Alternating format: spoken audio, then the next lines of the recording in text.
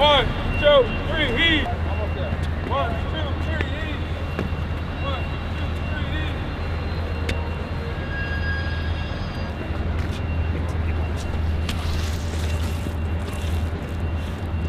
All right. Don't let it go, y'all. Not yet.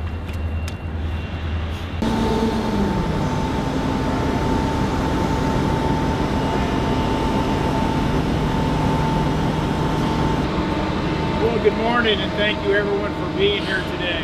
What a great Navy day, where I'm honored to welcome home the USS Gerald R and its carrier strike group from their inaugural deployment in the Atlantic, where they strengthened relationships with allies and partners, exercised planned and combined opportunities, demonstrated its newest capabilities, as well as our nation and our Navy's commitment in the Atlantic. The Second Fleet's primary goal is to contribute to peaceful, stable, and conflict-free Atlantic region through combined naval operations with our allies and partners. Together we are an agile, flexible force prepared to respond and to protect our national security interests throughout the Atlantic. This deployment was another example of how the U.S., alongside many allies and partners, are increasing our naval presence across the Atlantic and throughout the theater, strengthening our interoperability and interchangeability through combined exercises and operations. On this deployment, we were proud to work with navies from Canada, Denmark, France, Germany, the Netherlands, Spain, and Sweden.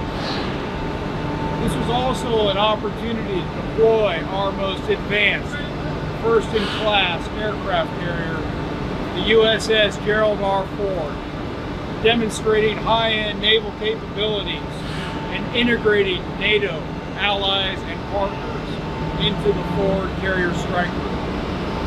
I am extremely proud of the hard work that went into preparing and executing this deployment. And I am even more proud of the forward sailors and the strike group team who are leading the charge on this first-in-class, state-of-the-art aircraft carrier. Joining me at the podium this morning are Rear Admiral Craig Huffman, Commander of Carrier Strike Group 12, and Captain Paul Lancelota, the Commanding Officer of the Forward. They led their crew and strike group throughout this evolution. First off, I just want to say thank you all for being here with us and for the spectacular weather you brought today.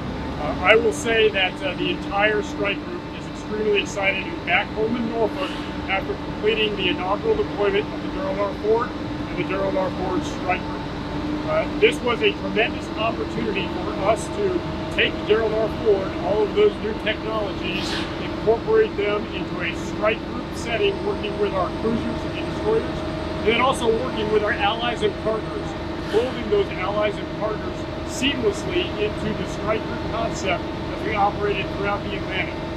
I'll also highlight that it's extremely exciting to complete this deployment during the centennial of the operations of the U.S. Naval Aircraft Carriers. In 1922, USS Langley operated out of Norfolk, and so as we took Gerald R out for its first deployment in 2022, it's a fitting culmination of taking the first-in-class ship and bringing it out on its inaugural deployment. Last thing I'll highlight is how proud I am of the sailors of the Gerald R strike group. Throughout the entire evolution, their hard work, dedication, and professionalism enabled the successes that we enjoyed for the last several months.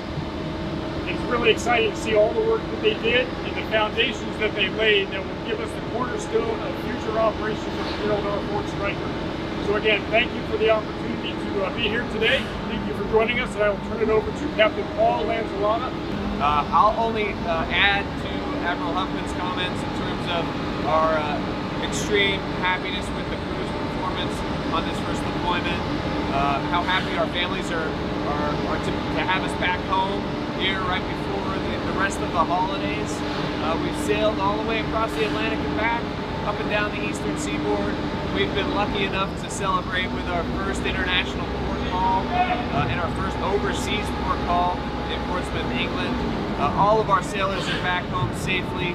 We're really happy about that. The carrier Air Wing 8 and Destroyer Squadron 2 helped us in our mission of bringing our allies and partners together, exercising together with NATO.